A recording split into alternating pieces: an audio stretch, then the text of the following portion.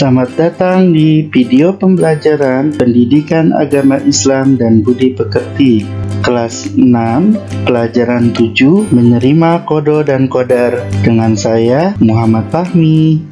Assalamualaikum warahmatullahi wabarakatuh. Selamat pagi anak-anak hebat.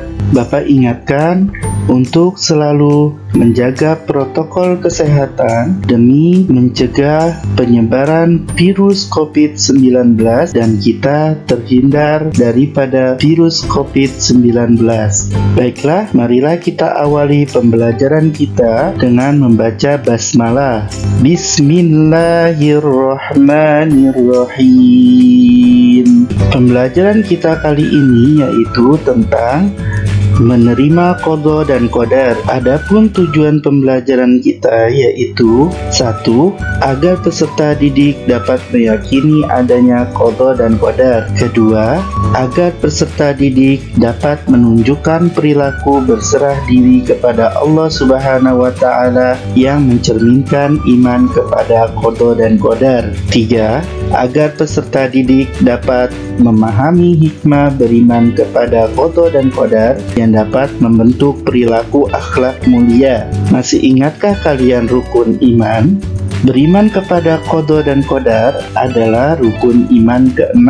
Amati gambar berikut. Ada 2 buah gambar. Yang pertama, telah lahir bayi ke dunia. Kedua, matahari terbit dari ufuk timur. Ini merupakan qada. Gambar berikutnya, seorang peserta didik mengikuti perlombaan hafalan Quran dan sekelompok tim pesepak bola sekolah menjuarai turnamen pertandingan sepak bola. Ini merupakan qadar. Qada adalah keputusan atau ketetapan terhadap suatu ketentuan yang telah ditetapkan oleh Allah Subhanahu wa taala bagi makhluknya. Qada tidak dapat diubah dan tidak dapat ditunda atau diundurkan.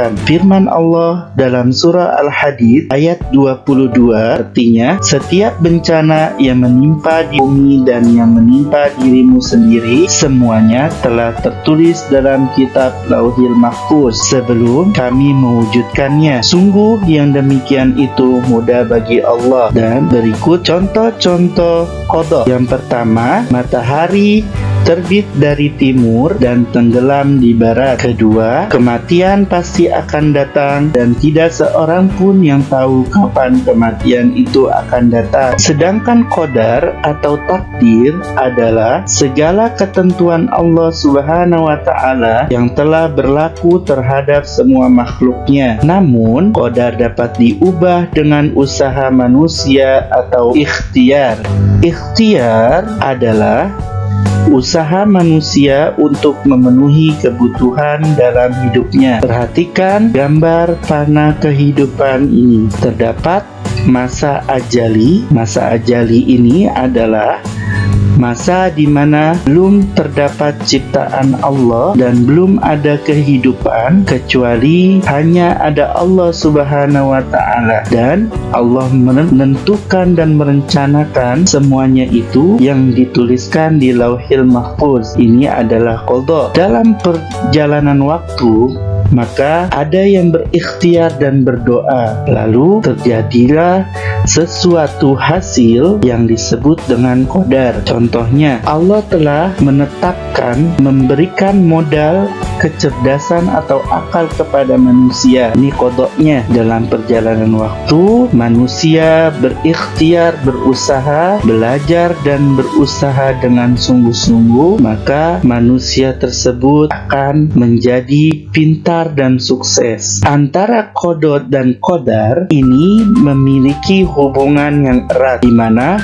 qada merupakan rencana Allah sejak zaman azali dan qadar adalah pelaksanaan dari ketentuan atau hukum Allah. Tetapi Tidak semua qadar atau takdir dapat dirubah. Takdir ini terbagi pada dua bagian. Yang pertama ada takdir mu'allaq. Takdir mu'allaq adalah takdir Allah yang dapat dirubah dengan usaha manusia. Misalnya, ingin kaya maka bekerja, ingin pandai maka harus belajar. Takdir yang kedua yaitu takdir mubram. Takdir mubram adalah takdir Allah yang tidak dapat dirubah. Misalnya, jenis kelamin laki-laki atau perempuan. Yang kedua, terjadinya hari kiamat.